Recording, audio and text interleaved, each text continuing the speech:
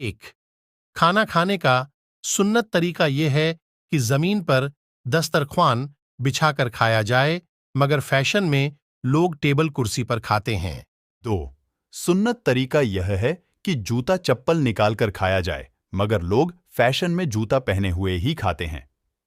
सुन्नत तरीका यह है कि हाथ से खाया जाए, मगर लोग फैशन में चम्मच से खाते हैं।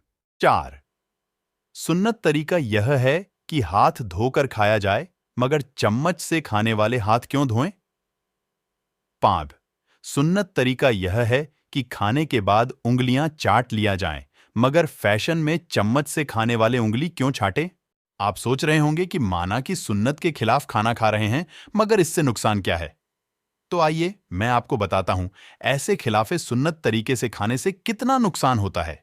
हदीस शरीफ में है कि हुजूर सल्लल्लाहु अलैहि वसल्लम ने इरशाद फरमाया कि खाने से पहले वुजू करना यानी हाथ धोना फकर यानी गरीबी को दूर करता है, और खाने के बाद हाथ धोना दीवानगी यानी पागलपन को दूर करता है।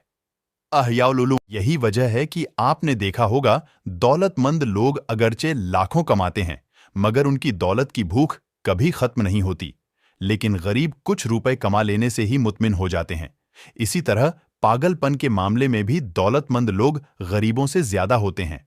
गरीब लोग खाने से पहले और बाद में हाथ धोकर अपनी हिफाजत कर लेते हैं, लेकिन दौलतमंद लोग चम्मच से खाकर हाथ नहीं धोते और परेशानी को दावत दे देते हैं।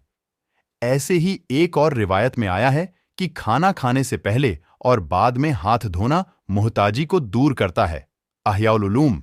गरीब लोग अपनी रोज की आमदनी से अपना घर चलाकर खुश रहते हैं, लेकिन दौलतमंद लोग लाखों कमाकर भी कर्ज पे कर्ज लेते रहते हैं, क्योंकि वो खाने से पहले और बाद में हाथ न धोकर अपना ही नुकसान करते हैं।